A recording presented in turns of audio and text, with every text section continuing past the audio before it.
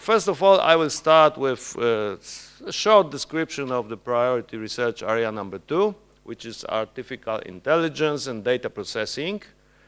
And as you can guess, this priority research area has a lot of common elements with all other priority research areas, because in our priority research area, we are handling theory, so algorithms of machine learning, how to configure machine learning models, how to create architectures, different architectures of neural networks, generally how to get better models, having less data or having only few data.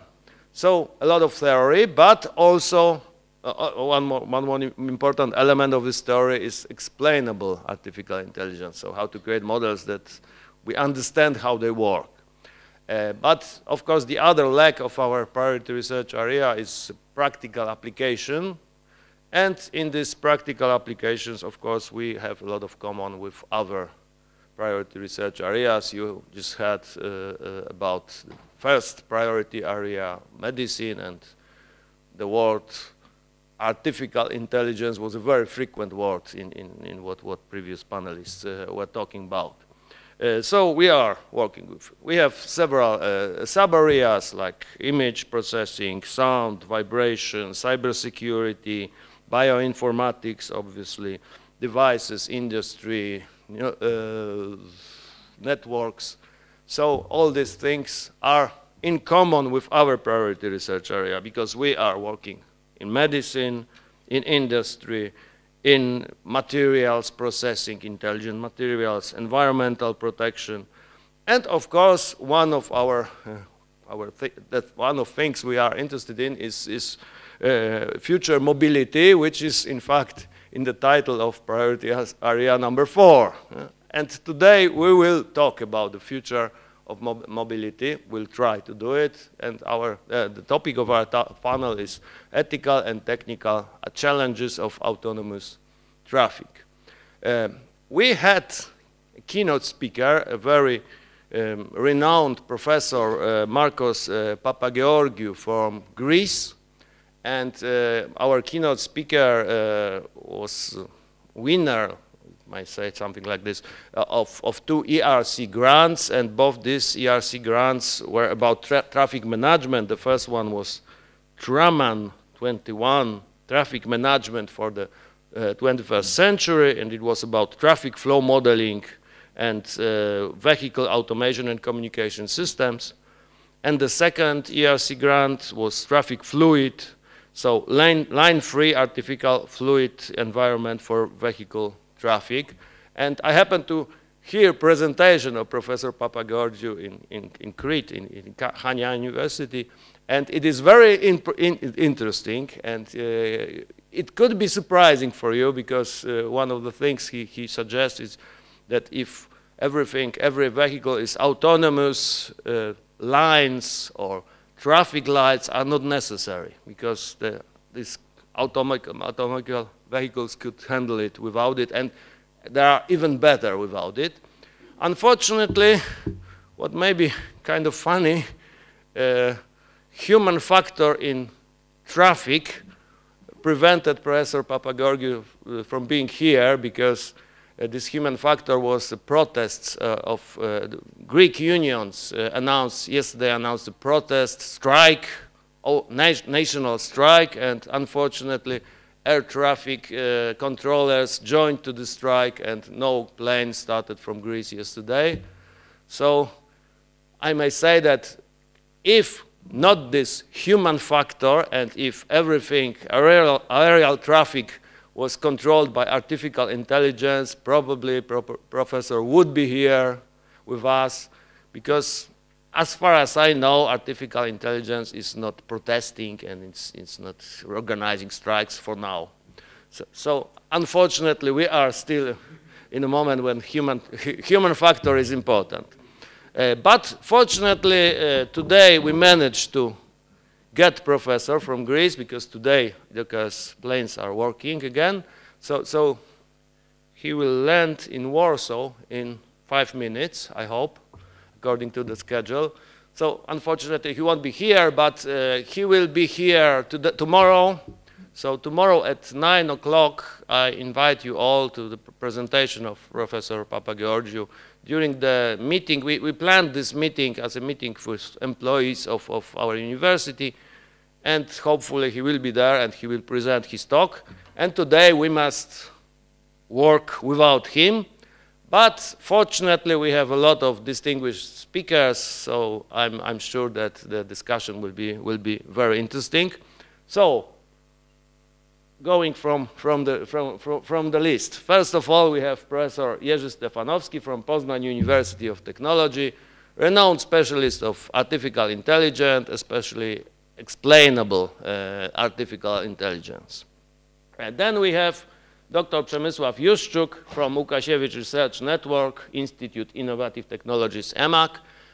He is a kind of replacement of Professor Jan Kozak, who is director of this institute, and unfortunately he could not be here because of other commitments, but I'm sure he is a very valuable replacement, and he will participate in our discussions. Then we have Maciej Dula, who is CEO of Skillforce, and he's expert in the Artificial Intelligence Working Group at our Ministry of Digitization. And Professor Michał Kawulok, who is professor from our university, Silesian University of Technology, and works with images, image detection, image processing, and so on, which is very, of course, important subject for autonomous driving and autonomous traffic generally. And of course, yeah. Sorry, I forgot about it. It's the most important thing. Okay, so just to introduce to the subject, we want to talk about challenges of the autonomous traffic. We don't have a keynote speaker. I will not get to the shoes of keynote speaker, but I will try to say something about it.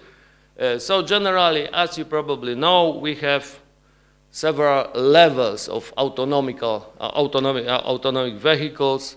First level, L1, is assistance in driving, so something like cruise control, like blind spot detection, and so on.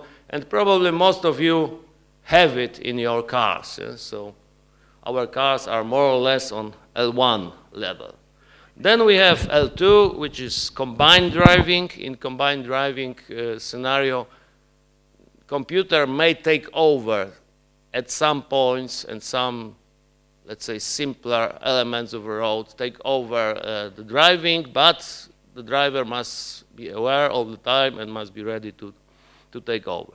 Then we have L3, conditional autonomous driving, and in this scenario we have computer that can drive, but the rule is that the driver cannot, I don't know, sleep or read a book, must be careful all the time and must be ready to take over. And this is conditional autonomous driving, so once again, it's not always. And L4 is highly automated driving, where generally the computer may drive and may take over all elements of driving, but it should be possible that at any moment the real driver, human driver, takes over, and for instance, when it's something unpredictable happens. And then we have level 5, unmanned driving, so no driver at all, and the computer is driving everything. And in fact, probably you are aware that we have several technical solutions for L4, maybe even for L5, but still it's just an experimental stage. And that's the first question I would like to ask to our panelists. What do you think? Why autonomous vehicles still haven't become popular? And we can't practically meet them on the road. Sometimes you can meet L2, like Tesla. Tesla is L2 at the vehicle. So we can meet some lower level vehicles, but generally it's still not popular to have L4, L5. What do you think? Who is the first? Okay, so I will start. Okay. The first assumption could be that the panel, I guess, would be more interested interesting for you if we do not all agree for something. So although I'm engineer and I like some experimental things like cars, autonomous car, I will take the role of the critic. So my answer, perhaps to your answer is it the problem that they are not popular yet? Because as the moderator has said, there are some levels. I checked, it is International Society of Automotive Engineers who invented these levels, and most cars do not fulfill really automotive cars. So we can say they are not popular, but are we ready for them? Are they safe?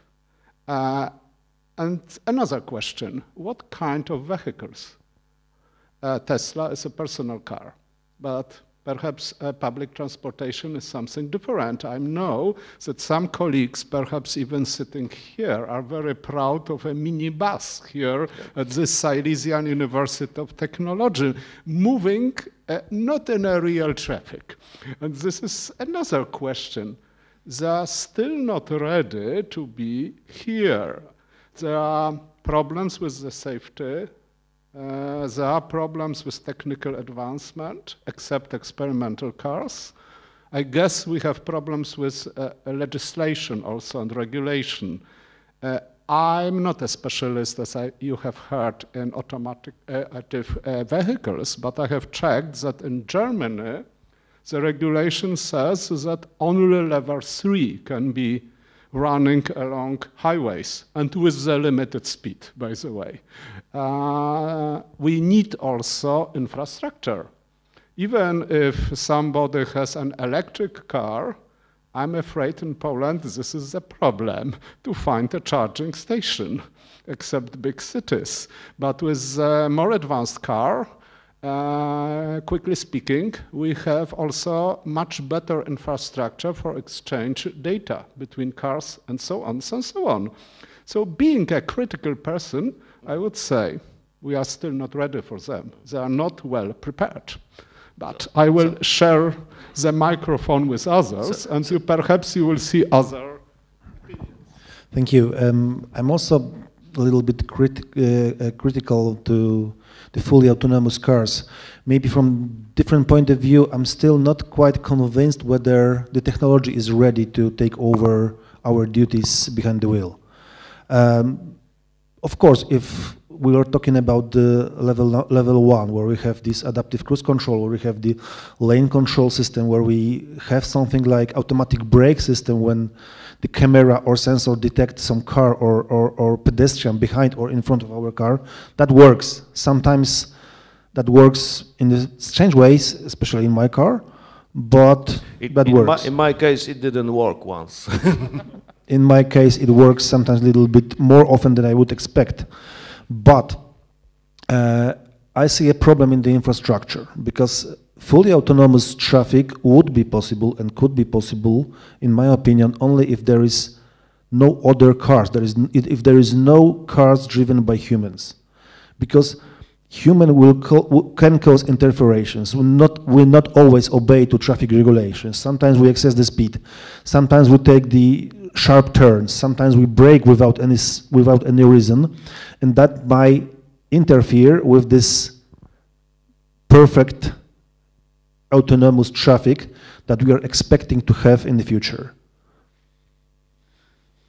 I would say, because you're talking about the technology readiness, and I fully agree that the technology is not ready yet, but there's another question. Do we really want autonomous traffic? I mean, do we really want the cars to be fully autonomous? Because this would mean, or this could mean, that we would not be allowed to drive. I like driving a car, and it's fun, and I think that a lot of people like driving. And honestly, when I'm taking a ride with my wife, I prefer to drive.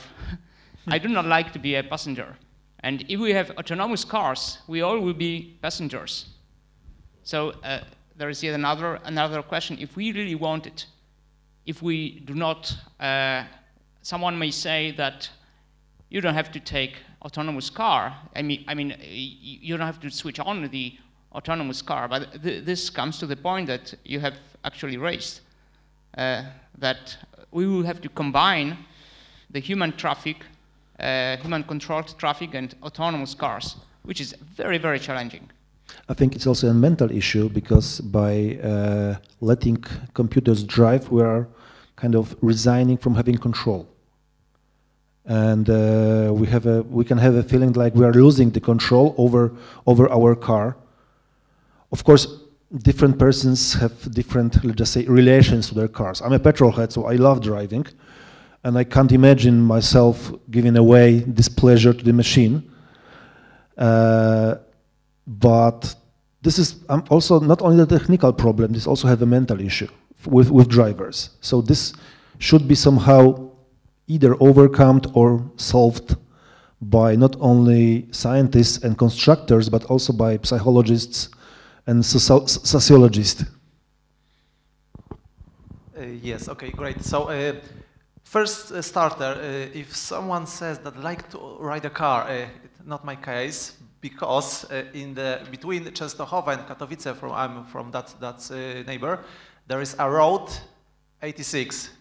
I think it's one of the most traffic jams in the whole Poland. So when I'm around 7 a.m. going to university and I have to spend 1 hour in the traffic jam, yeah, not my case. I'm waiting for the autonomous cars. So basically, two issues. We said that first one is humans. So if we want to get a speed up about the autonomous cars, maybe if we just ban all people from riding the cars, that will be easier. So the first thing. And the second one, it's basically the infrastructure. Too bad that professor cannot join us here, because as Professor Kasprowski said, it's a very interesting subject related to, for example, three-line highways. So we have to think out of the box, because if we think about changing infrastructure for the autonomous cars, we think, okay, how can we adapt the current infrastructure to that fact? And maybe we should just change the infrastructure completely. So get rid of signs, get rid of traffic lights and something like that. It may be easier to introduce autonomous cars in that way. So that may be the technological issue. Yeah, but you're assuming that introducing the autonomous traffic 100% would require banning humans from using the roads. Yeah. Which is somehow a little bit difficult. Yes. From the humanistic point of view, can you ban something 100% in that way? Yeah. Driving a car is a romantic pleasure, as everybody has said, but perhaps we are not able to go to the cars, but we could focus more on the public transportation with separate lines. It is not a car, but a tramway will be much easier. Like, for instance, a metro in some cities, which is completely on separated lines. And I remember it was end of the 90s when I was working in Paris, and currently it is called Line 14. At that moment it was Meteore. It was, I'm not sure, the first metro line in the world which was fully automatic with these glass walls, etc. At the beginning people were not quite sure, but it was adapted. But this is an easier problem. The system is underground on separate lines. Perhaps the solution is to thinking more about good public transportation, which could be a bit automized. Yeah. Just to add something to what you said about the subway that is not manned and it works, I would like to ask a question to the public and to you, of course.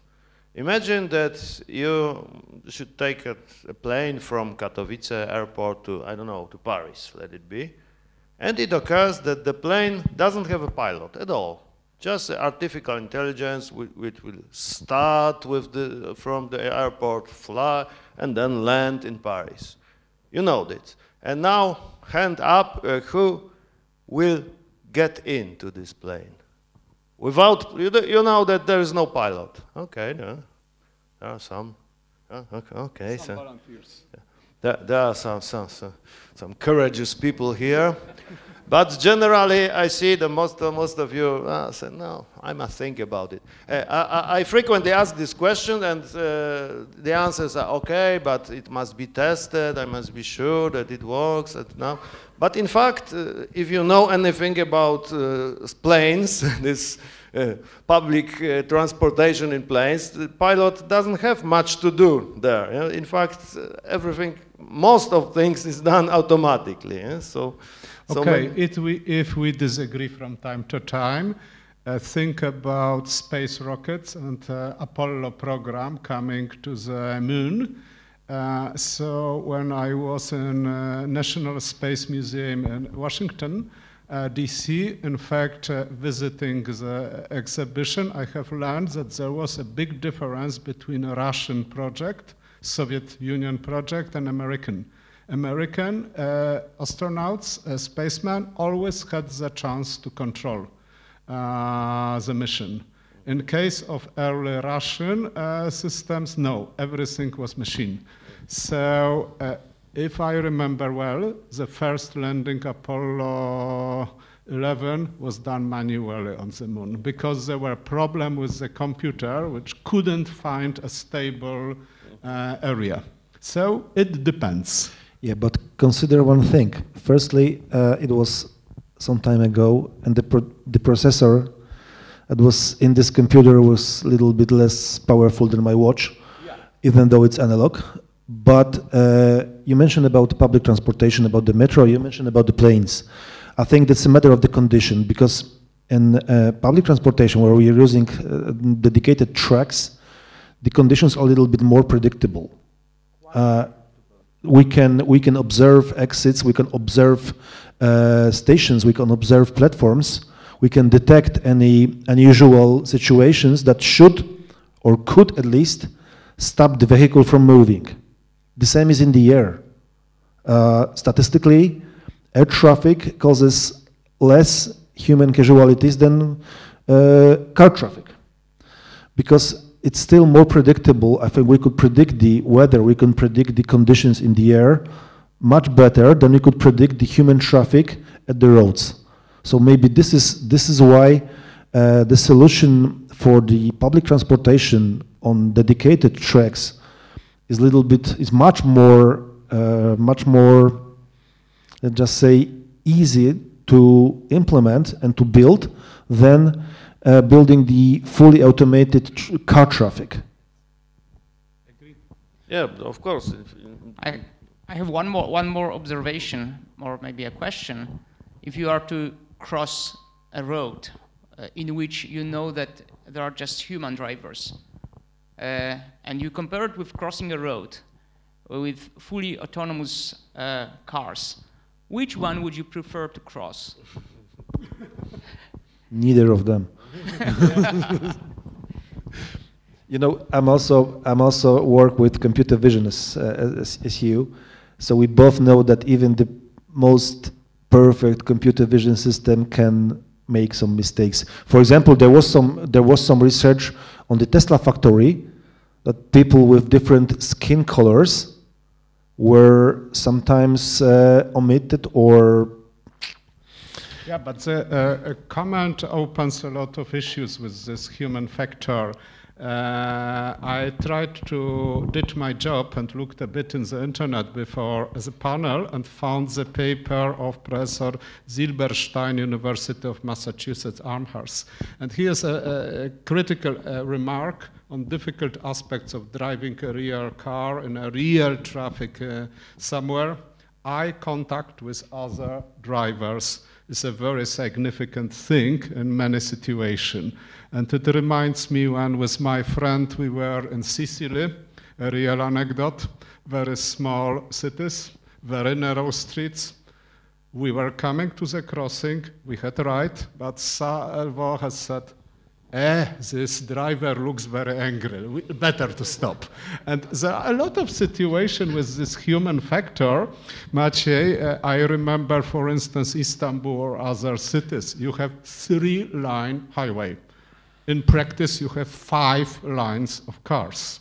And our bus is going in such crowd, I'm terrified, and then should change the line.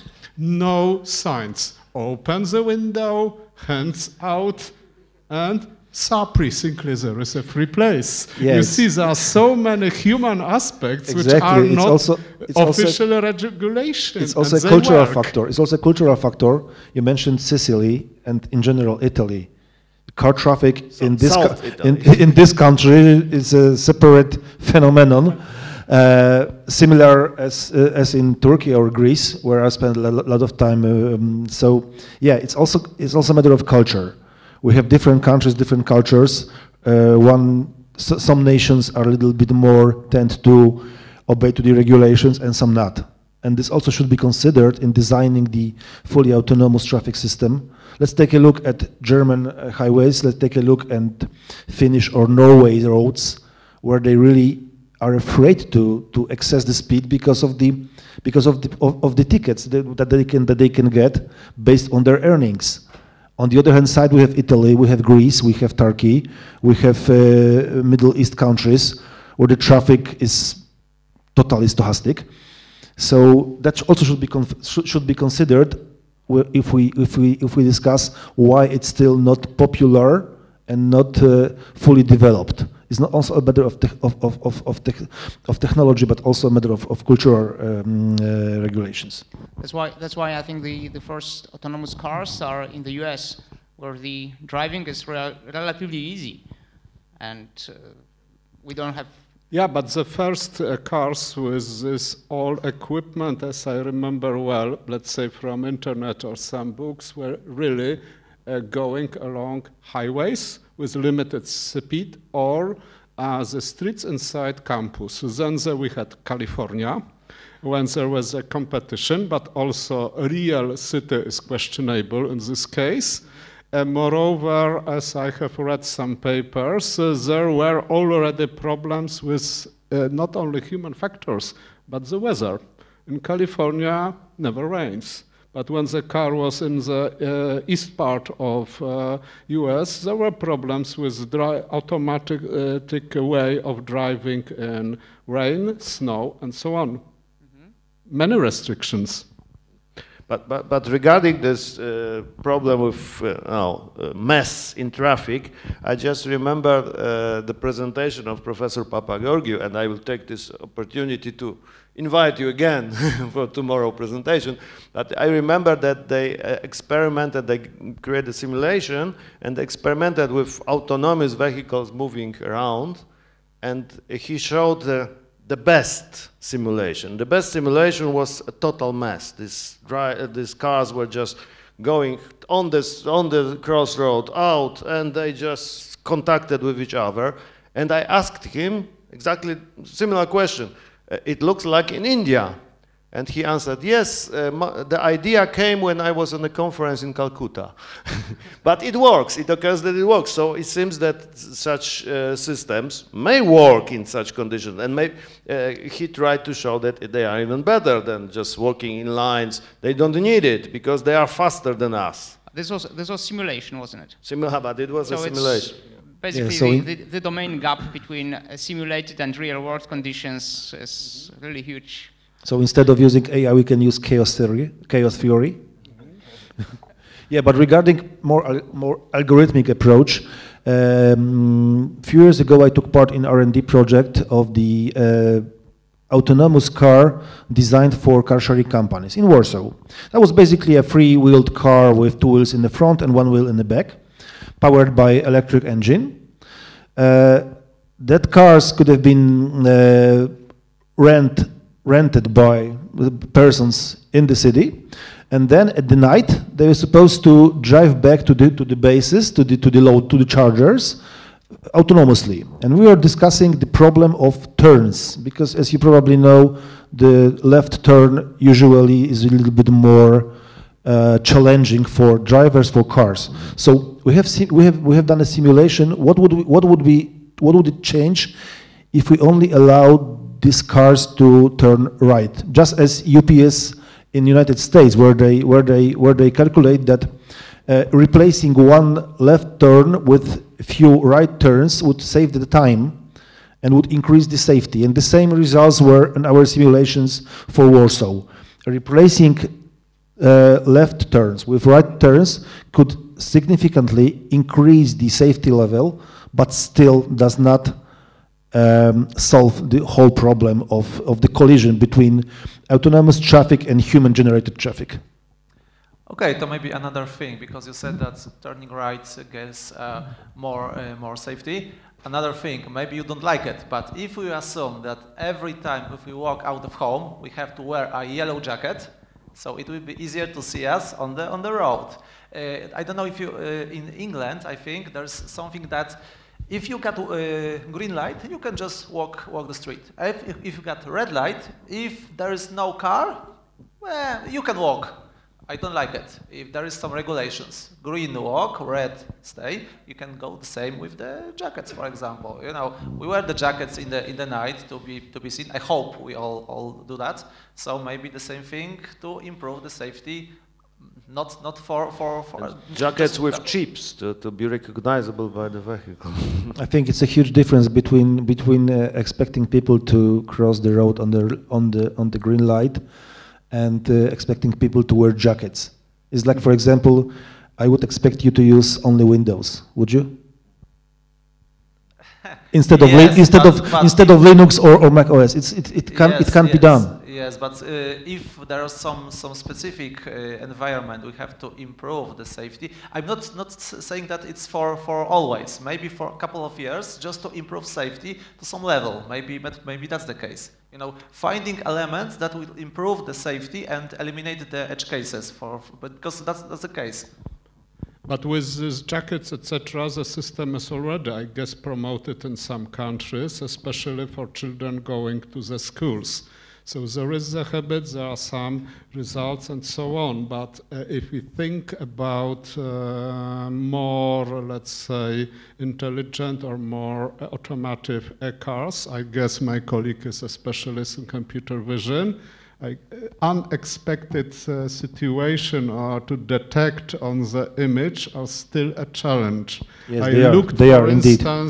On the technical condition and the company Toolbox, which also work on computer vision, gave 7 challenges. So proper object detection and tracking, they claim, for automatic cars is still a big challenge, and there are many cases that you could somehow adversarially attack the system. It should detect the correct traffic sign. However, if the lady close to the traffic is using improper color, as a result of the system is wrong. So there are still a lot of technical challenges, I would say. Exactly, we are still dependent on the quality of image sensors, of their sensitivity to the light. For example, when they work differently during the day, they work differently during the rainfall, and totally differently during the night or evening. So we are still dependent on the technology. So this is also why the computer vision systems should not be used as a replacement for human vision right now.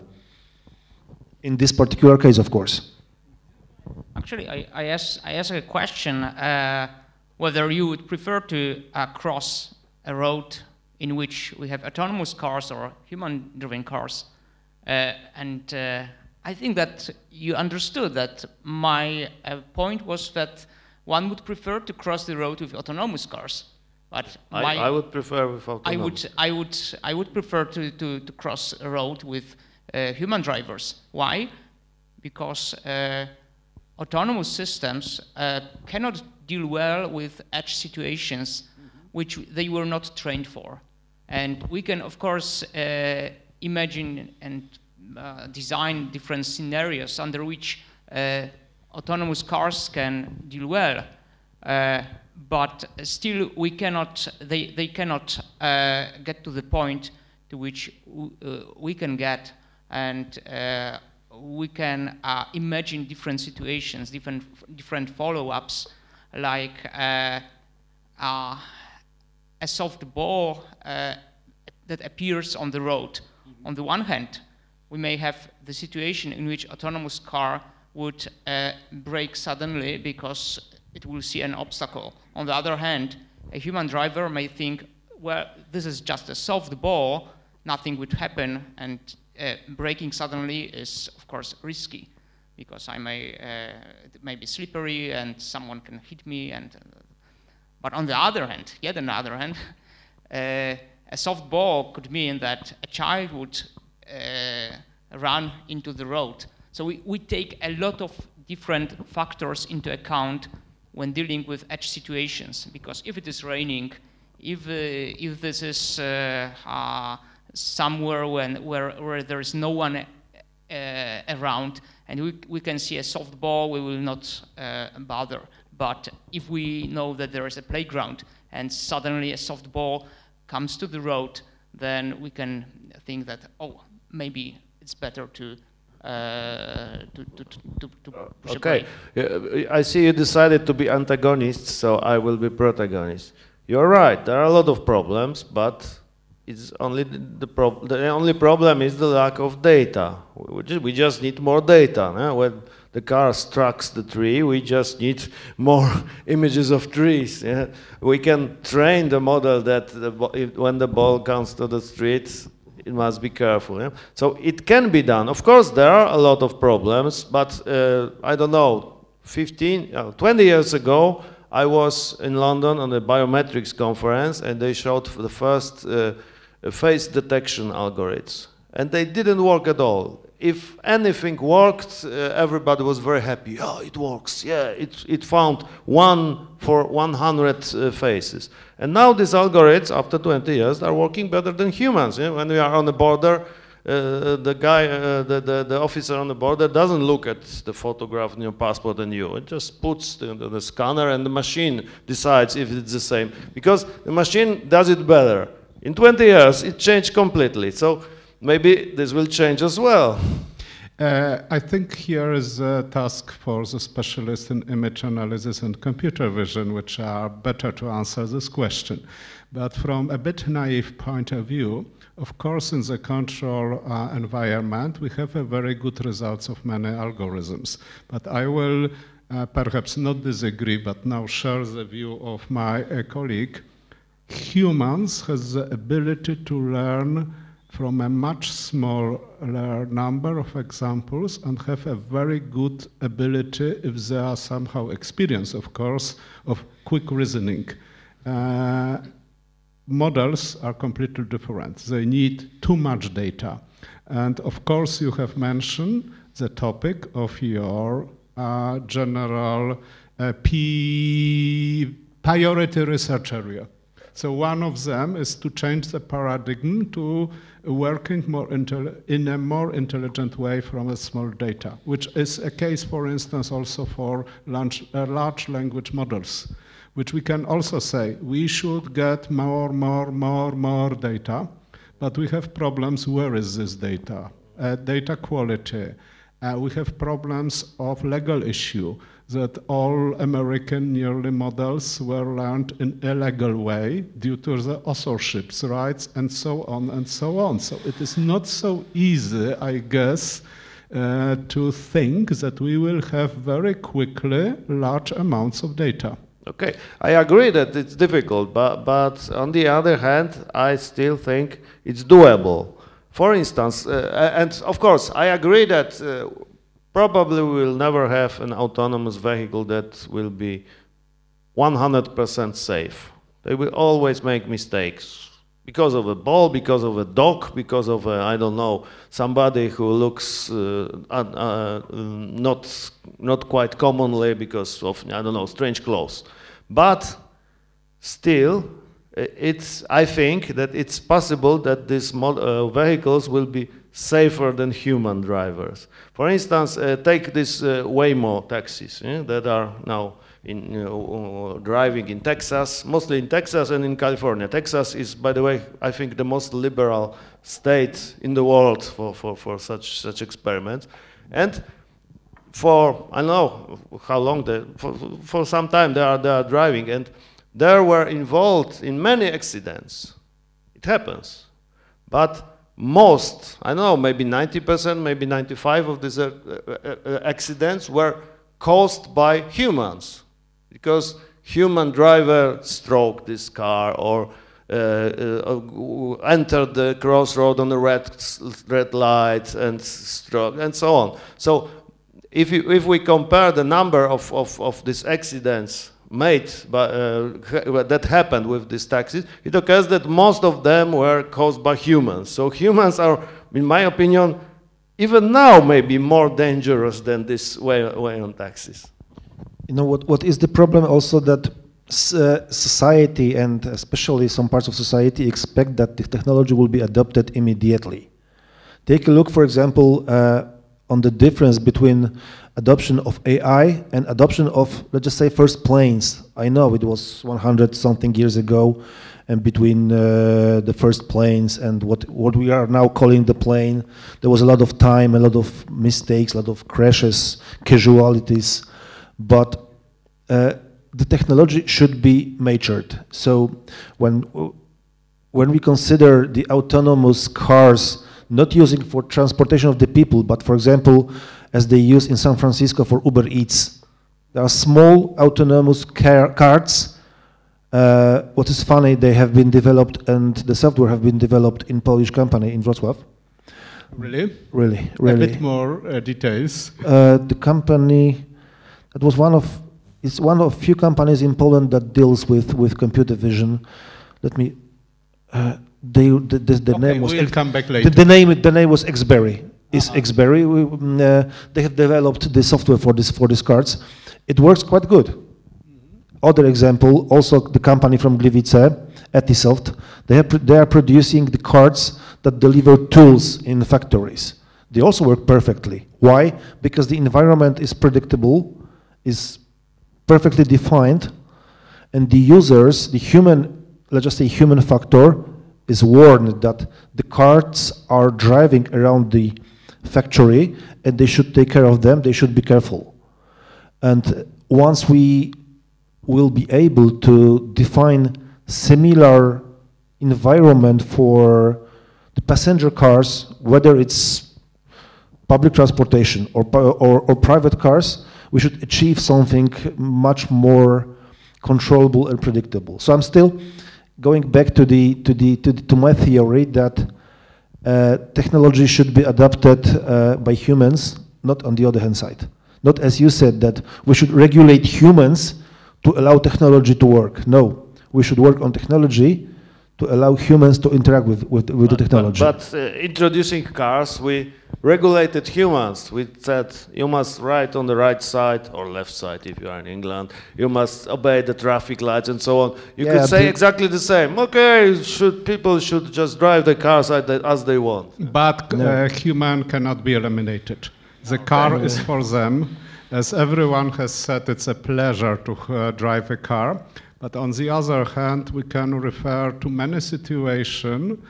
And if I refer, let's call it, it's a bit questionable, to European approach to AI.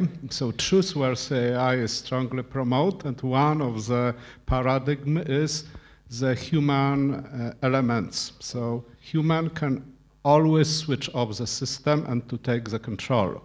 It is one of the consequences, and I remember our conversation in the coffee break when we, with my colleague here, came back to some good books from the past, Pilot Pricks, and the movie, old Polish movie.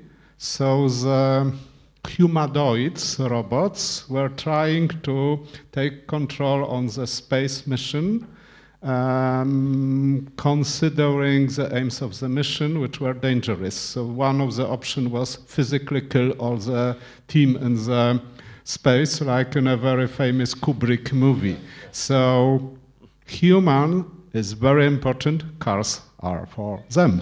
Yeah. So this also comes to the very old ethical question. Let's imagine a situation where the autonomous car has a choice of, I don't know, running over one person or running over two persons, and no other choices.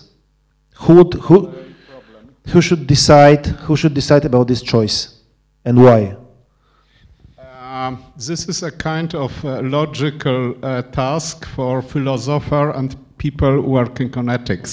Exactly. I could add something. I had a chance to talk with people working for German automotive industry, and I mentioned this problem. The answer was, we have some regulation, our car cannot make moral decision. It should be designed in such a way that this will not occur. Yes, I read an article about that. It was very interesting because the answers differ. If I'm in the car, it's no, I would like to leave. But if someone is just watching what's happened, yeah, people like, okay, so there's 2 persons and 1 person, so maybe you should go, you know. So the choices were easier if you are not in the car. However, if you are in the car, so it's a huge problem, yeah. It's always much easier to choose if you're not involved in the situation. Yes. Of course, but I think this is a famous and well-known question, but I think it's a difficult question because it's exactly the same question we can ask to any driver, human driver. And what does it mean that he must choose himself or a person on the street or maybe 2 persons? Humans are doing this choice and sometimes wrongly, sometimes maybe better, sometimes there is not a good choice. But it doesn't change anything. We cannot say that artificial intelligence cannot drive cars because it cannot choose. Human must choose. So what is the difference here? Yes, so I agree with the previous answer because if we assume that we try to immediately now introduce autonomous cars, there would be a problem. However, if we go into some simulated part, just additional line, for example, or just part of the city where we could just put on autonomous cars, that is fine. And we always now talk about humans, and humans' behavior differs. If we look at, I don't know, maybe Norway or just Western Europe, or even Poland. For example, if I walk to the street and I see the driver, I just wave him, he sees me, and I'm okay, I'm safe to go. Try to do that in Vietnam, for example. Just try to run across the street, maybe it will go, it's fine. So yeah, that may be the problem because the data, the edge cases have different distributions because we do not have to gather all data, we have to focus on particular, for example, countries maybe. So we can gather data from Germany, from Poland, from Norway, from Vietnam, and try to adapt some rules regarding that data. Yeah, probably autonomous cars in Norway, it's something I can imagine. Yes, that's right. But there is one more point that we are less tolerant to the errors made by machines than by humans. Because, you know, if there is an accident caused by an autonomous car, it hits the headlines of newspapers. Exactly. Yeah. And the question is why. And one of the answers is, I would say there are 2 reasons. One is that we expect the machines to be error-free. And the second thing is that these errors made by machines are, in our perception, easy to avoid. Because the errors made by machines are, let's say, stupid sometimes to us. That, well, I would realize it's thought that a shadow is an obstacle. It's crazy. The machine is stupid. It doesn't know that this is a shadow. I think that more important than stupidness of machines is the stupidness of people, of humans. And it is a bigger problem here when we interact. I was in Astor Robotics company when we were together on the conference in Krakow, and they showed us different robots, and there was a special kind of robots, co-robots that are collaborating with people, and they are helping people. And there are special rules for this kind of robots because they must be wiser because they work with humans who are unpredictable and they may put an arm somewhere when they just hit with a hammer or something like this. Yeah? So there are special rules for robots that are directly collaborating with people. And in fact, the same must be here because these vehicles will collaborate with human-driven cars. I agree, but it's still doable. Yeah, but if we come back, for instance, to this hypothesis that the environment is somehow under control or not, I guess it's very important. Because if somebody here is a specialist in robotics, so the success in industry is exactly somehow controlled environment. And if we have some accidents, because as my colleague has said, if something is going wrong, we have always news. So the cases that somebody was harmed by the robot was not the problem of the robot, but the man who was not correctly trying to control it. And it also opens a lot of questions, I guess, about the social robots and also for the human. I know some, as an anecdote, some real examples of sending a robot to people which are partly disabled, so they cannot live alone at home. But they are still quite good. The best option is to hire a kind of nurse, but to help them remember about taking medicine and so on and so on.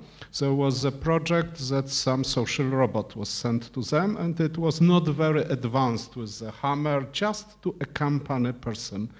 The most difficult problem with this program was when the program was finished, because robots were owned by the other partner, I don't remember, Italy or Spain, so they had to come back.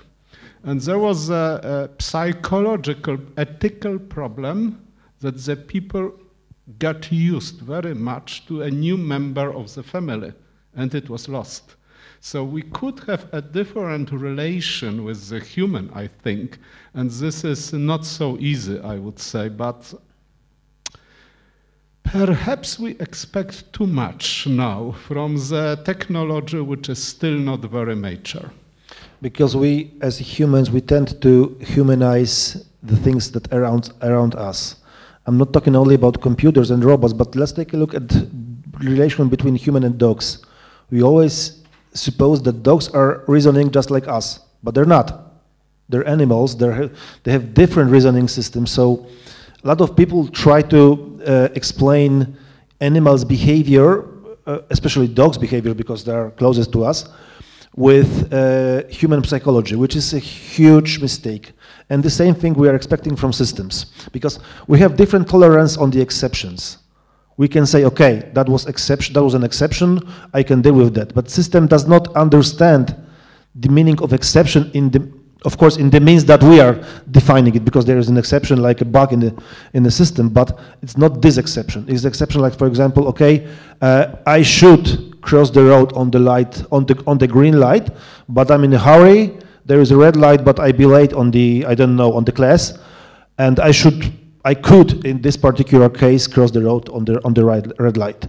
The machine will not understand it, because machine will not have this, at least for now. I'm not talking about the future, but at least for now, the machine will not have this reasoning system that I can make an exception by myself in order to reach some other goal. Once I also thought that I could cross the red light, and I was pretty sure I could, and I'm still sure I could.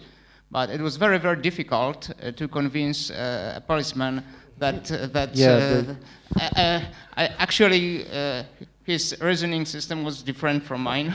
I have a friend who lives in New York, and in New York is like in London. You can go, and it's nobody and it's red light. And he moved to California, and he was very outraged when he got his first ticket, because it occurred that in California it's not like this.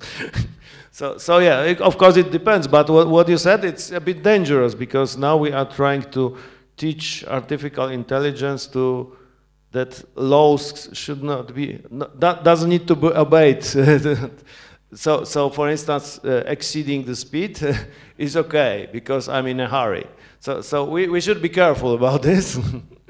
Generally, for now, let's focus on legal in things that artificial intelligence may replace people, but act legally. Yeah, but I'm not sure if I'm not changing the topic slightly, but actually the errors made by machines are very often stupid to us. But also our errors would be very stupid to machines as well. The machine doesn't fall asleep, the machine is not bored, the machine is not distracted. So these errors which happen to us and which we understand. Yeah, if someone says, I had an accident because I fell asleep while driving, I say, oh, it happens, yes. The machine would say, no, it doesn't happen. And sorry, the point is that our skills and our capabilities compensate very well. And that's, I think, the avenue for the future, that we should invite more autonomy. That's why we have these levels of autonomy, of autonomous cars, and I think that we should have more autonomy. There's one more thing I would mention, but at first I will pass the voice to you. That just continuing your idea, we should consider whether we expect the AI that will eventually control the autonomous cars to be just like us, or to be a little bit different because of these differences in reasoning systems. If I can jump in the discussion, it goes in different direction now. Because even if we think about popular machine learning, one of the paradigm is we are not trying to pretend to be human. So the machine learning system, when they achieved a success, they were doing things in a completely different way than we. I'm not sure good, but this is one thing. Coming back to the discussion about differences, errors, etc., and some regulation law, it also opens a question for people which are lawyers in digital issues, because it's a case perhaps of responsibility. If we have some errors, who is responsible for it? A producer or a user, etc., they are still not fully solved, although the lawyers have some solutions. But contradictory solutions probably. Yeah, but this is the problem of the lawyers. They could go to the court and fight, but this is not so easy.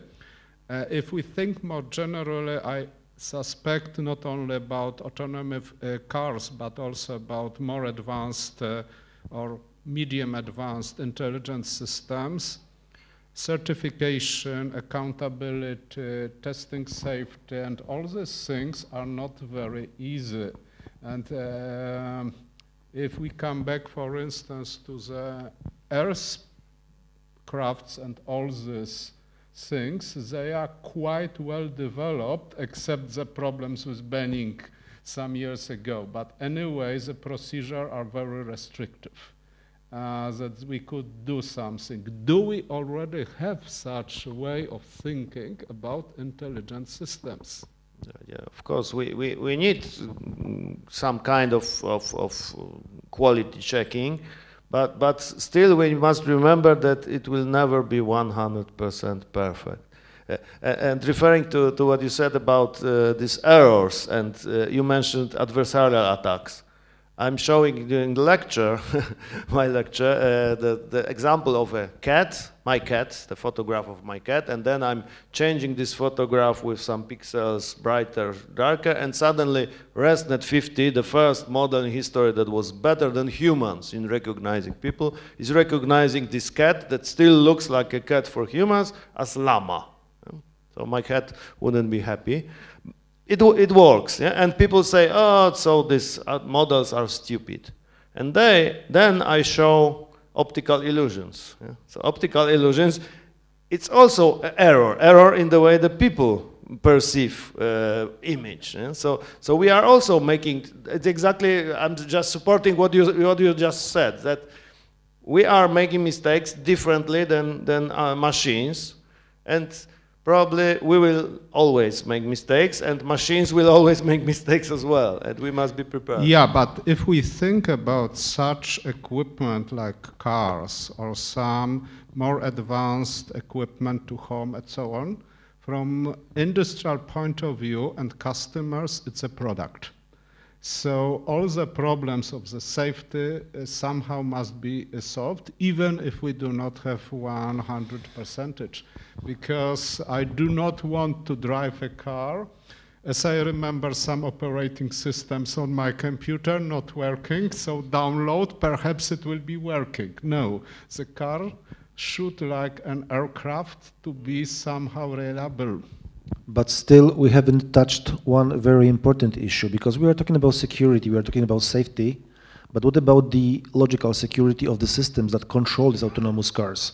I don't see Adrian here because he's an expert in security, but probably he would say a lot more than me. But there is also a very important issue of security and vulnerability to attacks.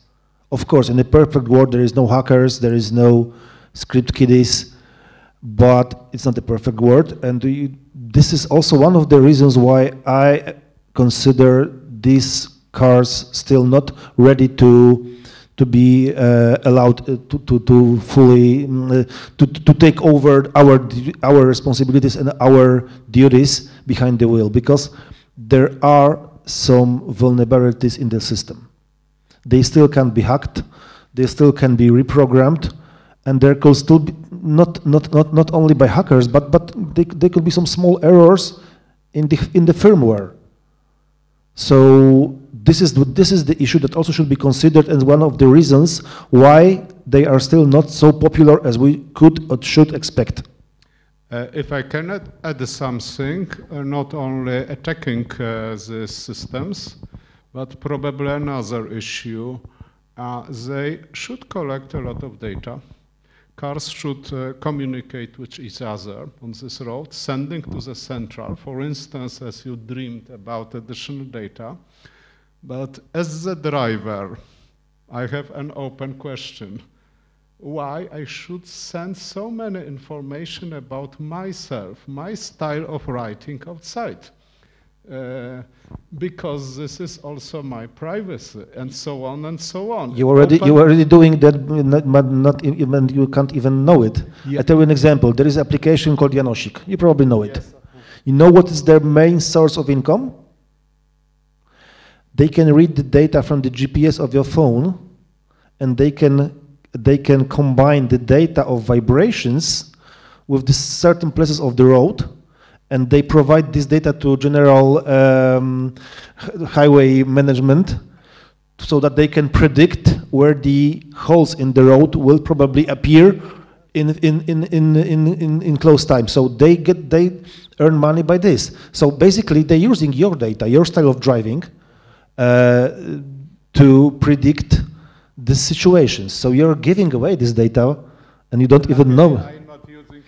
But you are using a mobile phone, yeah, for example, the Google Maps or something like that. So yeah, but there is also another famous example of biased data. Early application on mobile were tested, I guess, in Boston about holes. But the problem with the indication to the city was that they were basically showing problems in the rich districts, because they were used by richer people, while worse roads were in places where people were not using advanced smartphones and so on. So it depends. I was a witness of similar situation because in early 2010s, I ran my first software house. We were specializing in mobile solutions, and we got order from a German customer to prepare a mobile application that allowed drivers to report any damages of the road or of the traffic signs. These reports were combined with the GPS data and they were sent to some public authorities. And the project was not a success because the drivers were afraid that they will somehow reveal the style of the driving and the places where they can exceed the speed. So they were afraid of revealing so much data. Something like scoring in the Janosik, right? You are driving Exactly, somebody. exactly. I tried to use it a couple of months, just draw battery too fast, but so I stopped it. But I didn't know about this data that they send in the data. I think it's not a problem for me, for example, but the problem is that they didn't clearly state it somewhere in the application. Probably. And Somewhere. yeah, maybe somewhere is small font, right? But I think it's not the problem, because if we try to adapt something, try to investigate new technologies, we have to agree that some data about us can be just sent to some company. Yes, So but there is always a but. Imagine the fully autonomous car where you don't have to drive, so you can do something like read a book, or call someone, watch a movie, and this data could also be registered. So it somehow be an information how do you spend your time when you don't have to drive. So we're entering the privacy problem, which also should be considered in deployment of such systems.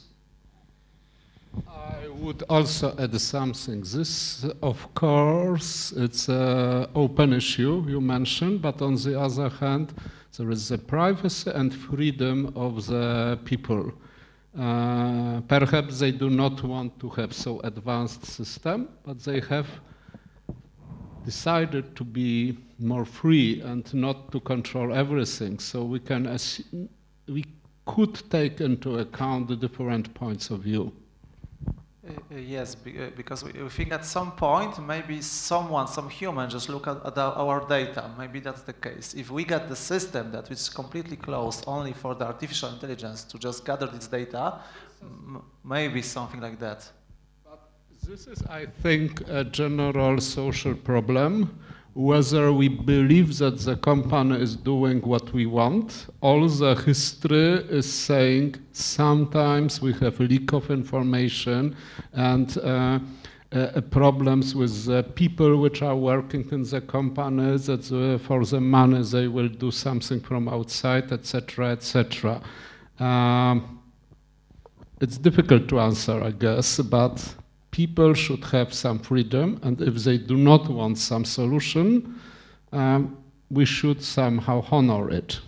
Yes, I fully agree on that, because if we cannot guarantee that this data just be closed somewhere and just cannot access someone to that data, it's okay. But if we just minimal chance on that, yeah, that's the problem. Yes. But also, people are using public road, and so if they decide to use a public road, they must sacrifice their privacy to some extent. To some extent. At this moment, I guess we are changing the topic of the discussion. Yeah, because the problem is... in fact, we just all have cell phones, and cell phones are listening. Exactly. So yeah, but we should still think, it's my hypothesis, that not everyone wants to be tracked, monitored, and so on. I have some friends which are using smartphones in a very limited way because of different reasons. And I remember, we do not have, for instance, a fully 100% safe technology for our cards, for instance. So currently you are using wallets with special system to protect, and so on and so on. But my hypothesis is, if somebody is not interested, he should still have a place on the road. But again, we should get back to the initial question that you have asked, why the autonomous cars are still not so popular as they could be.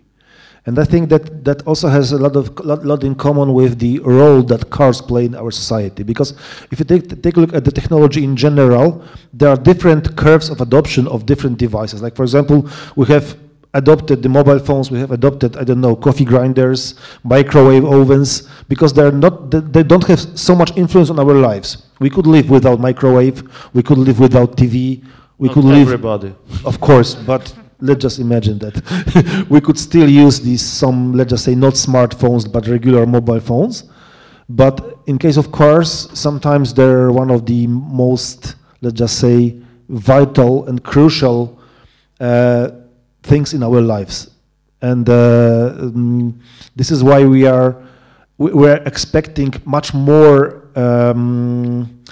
from cars than we could expect from microwave, or I don't know, oven or radio or TV set.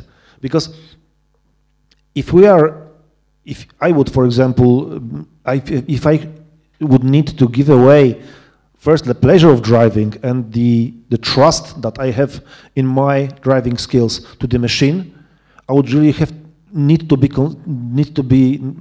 100% sure that it's designed so perfectly that I could do it with the peace of mind. But probably we had the same 100 or maybe 150 years ago from people who loved riding horses. Why do you introduce cars? I love riding a horse and the car is not necessary. So maybe we will change in future. Yeah?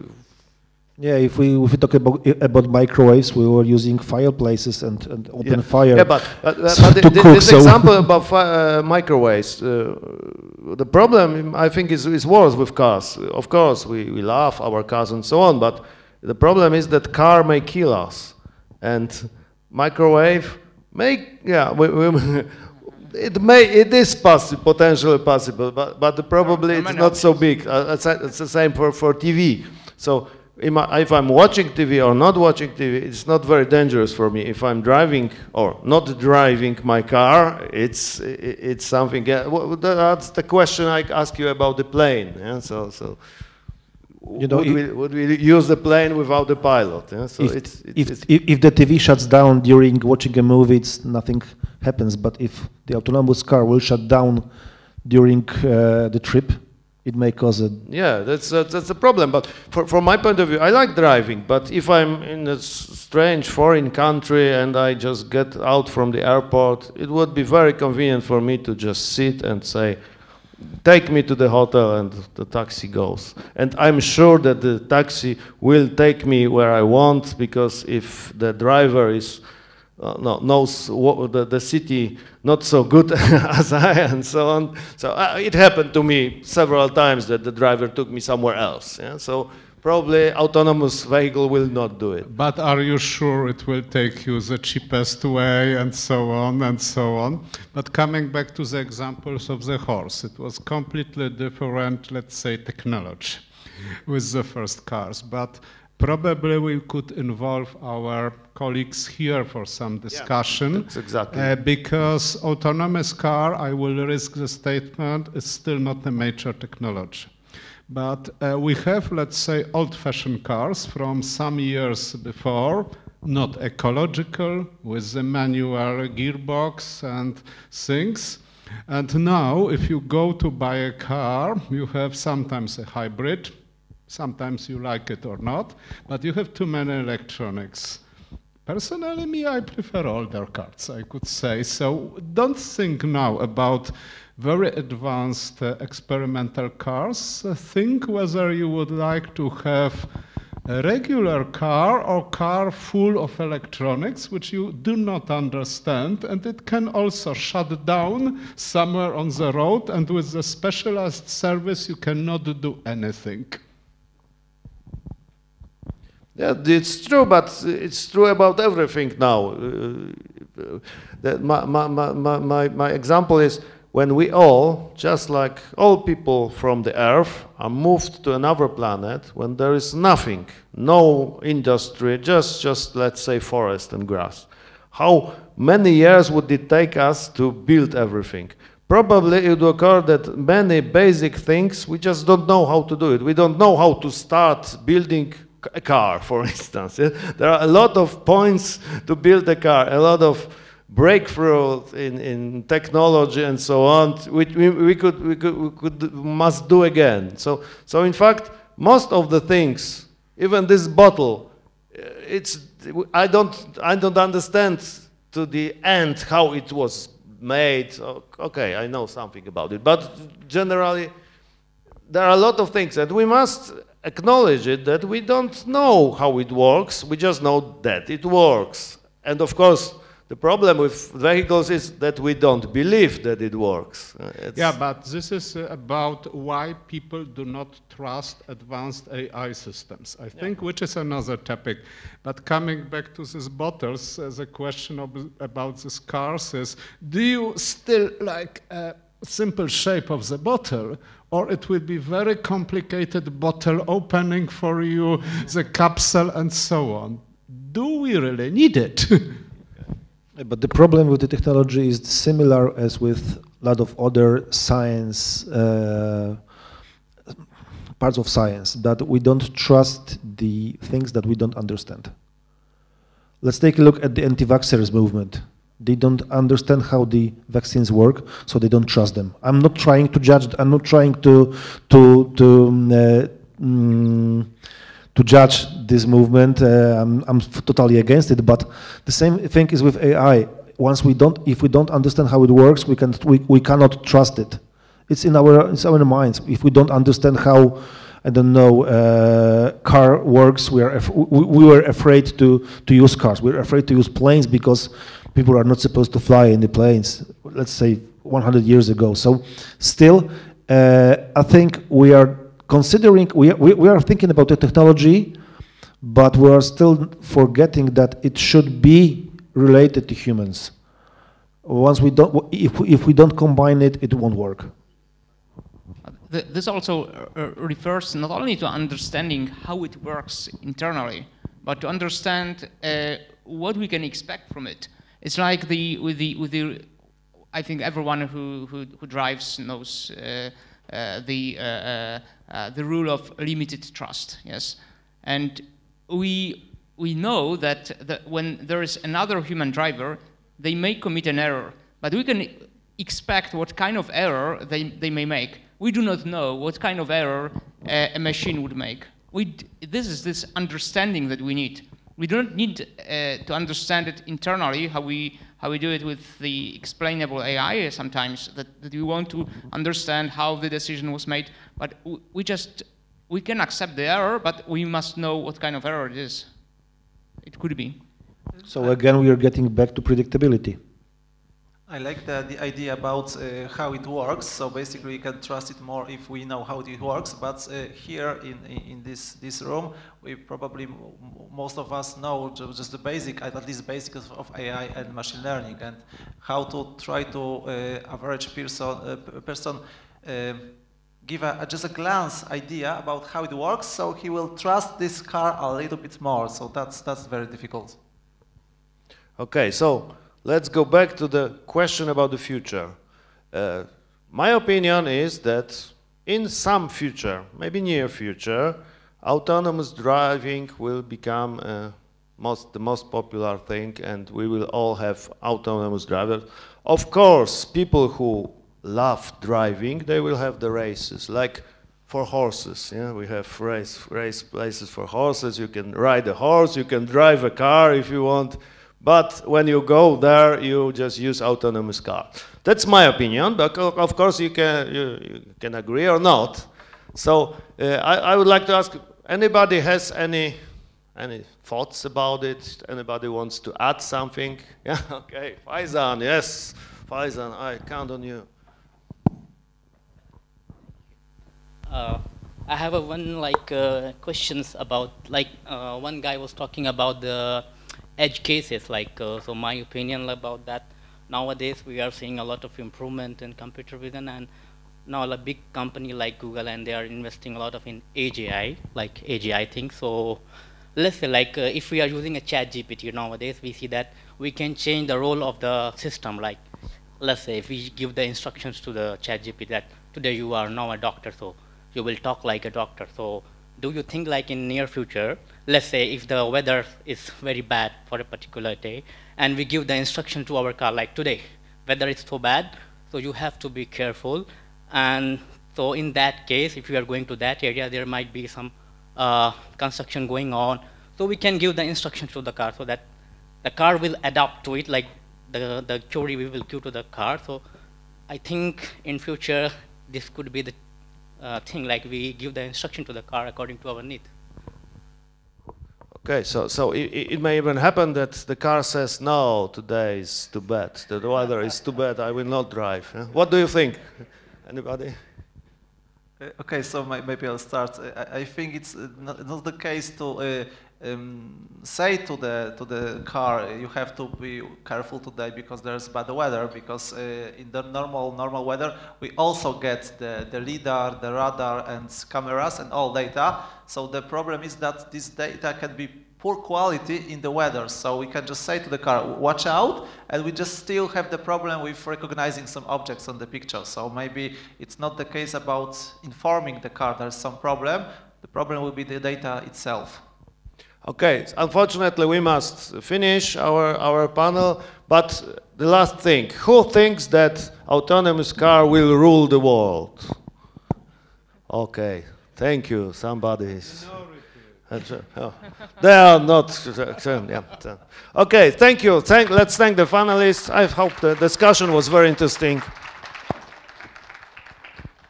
And if you have any more questions, thoughts, of course, we are still here, so we can talk.